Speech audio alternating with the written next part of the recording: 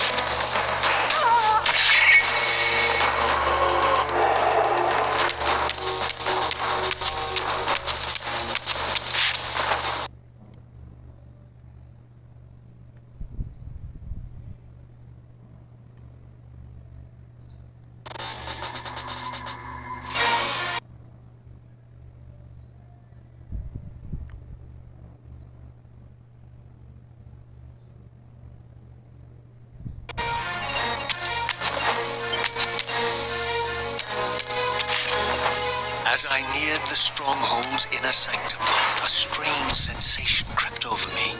An indescribable feeling of displacement, a sense of vertigo, as reality itself appeared to warp and bend around me. The disturbance seemed to emanate from the sanctuary's furthest chapel.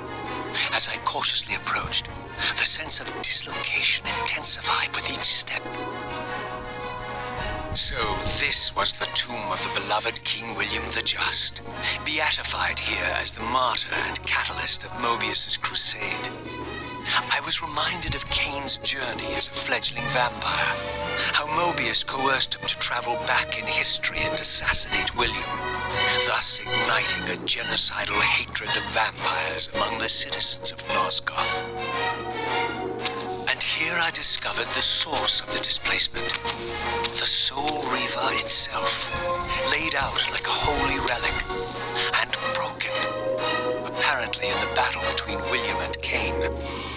I had not thought such a thing was possible, until, of course, Kane shattered the blade against me when he tried to strike me down. Thus, the captive spirit inhabiting the Reaver was released, and binding itself to me, became my symbiotic weapon. And so the Reaver met its former self, still imprisoned in this corporeal shell. I watched, mesmerized, as the Wraith blade uncoiled itself and snaked down the length of the physical blade. Embracing its twin, its mirror self, the Reaver's long dormant spirit was now fully aroused, and for the first time, I felt the true presence of this other entity, willful, ravenous, and deranged from thousands of years of imprisonment. The Reaver was now in command, and I, now merely its helpless host, felt my soul being leached to restore the blade. But the Reaver knew better than to destroy its host, and just as I neared the brink of oblivion, the blade released its hold on me. As I recovered, I realized we were now bound together in a fragile alliance. The Reaver no longer merely my symbiotic weapon, but a sentient parasite competing for control. What have you done to me, Mobius? Is this your trap?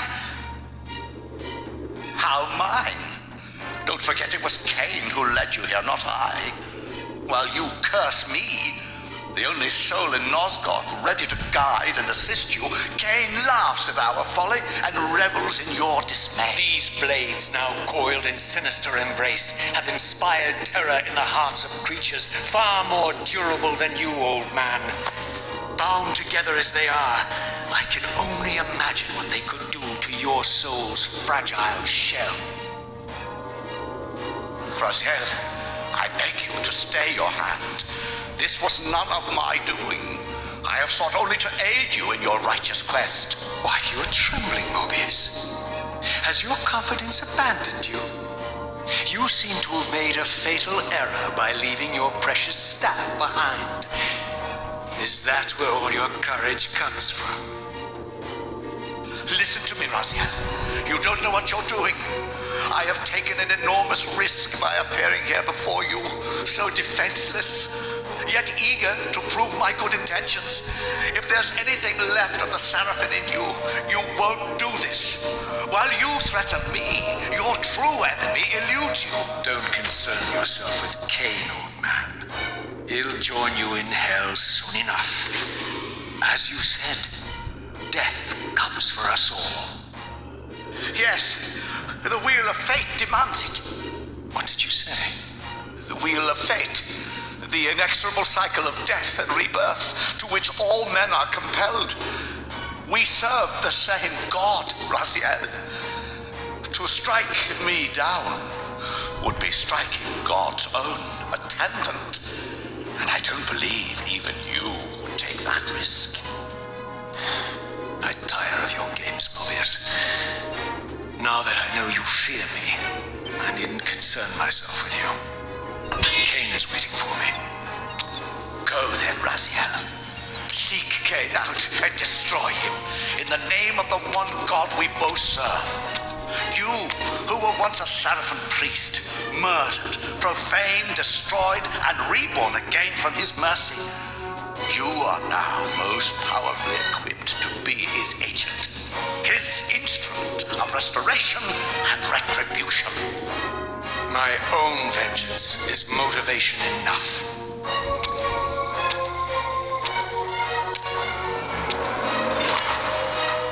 By my soul, you almost had me, my little blue assassin. But that'll be the one and only chance you get. I assure you of that. I could now summon the blade at will, regardless of my strength. But once summoned, the blade's ravenous appetite could not be contained. It devoured the souls of its victims, and if I allowed it to become over-aroused, the Reaver would now turn its hunger on me.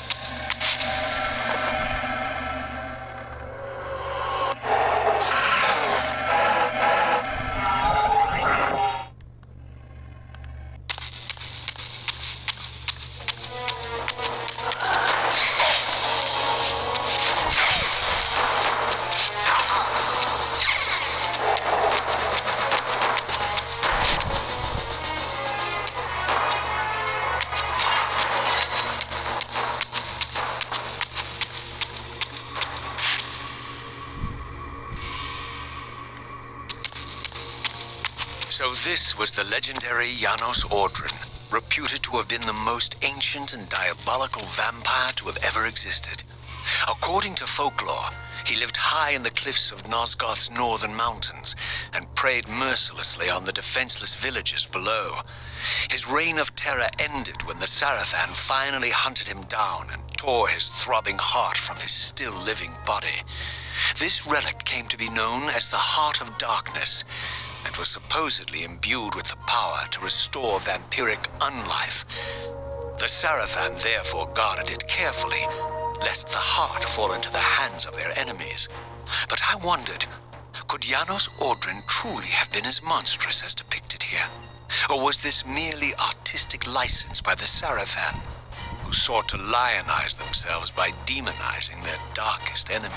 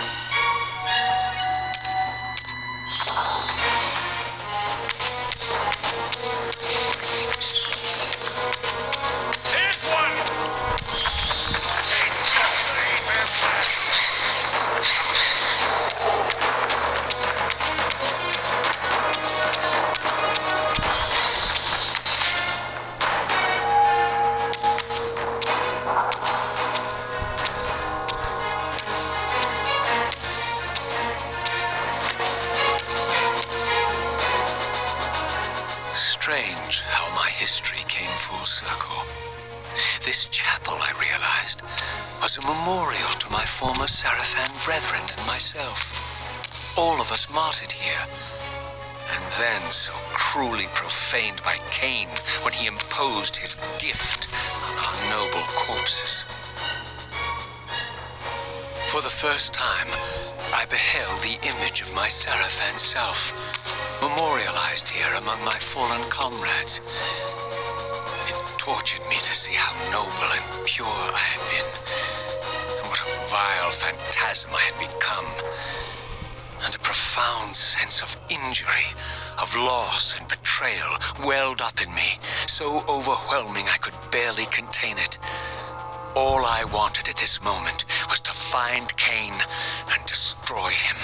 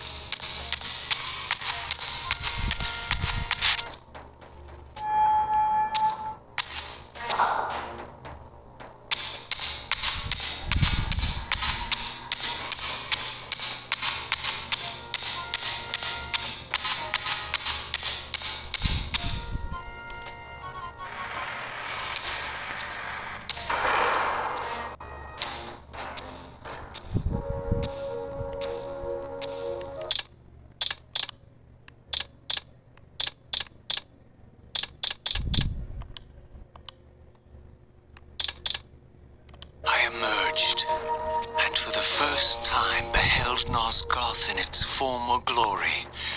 The land overflowed with abundant life and vitality. And I knew with certainty then that the world I had left behind was nothing more than the corpse of Nosgoth, a lifeless husk bled dry by the corruption of Cain's parasitic empire. This was the fragile world Cain sacrificed to preserve his own petty life and ambition, heedless of the profound cost. The sight only deepened my resolve. I sensed that the pillars lay to the northwest. If Cain truly waited to confront me there, I would not disappoint him.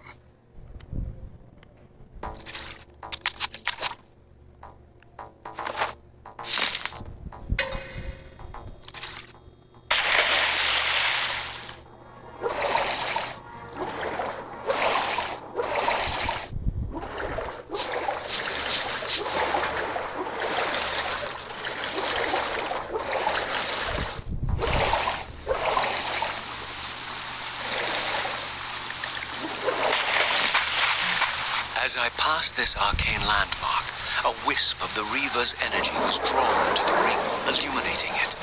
This created a beacon of sorts in the spirit world. If ever I found myself depleted in the spectral realm, and my soul tossed on the ethereal winds, these beacons would draw me back to safety and restore me.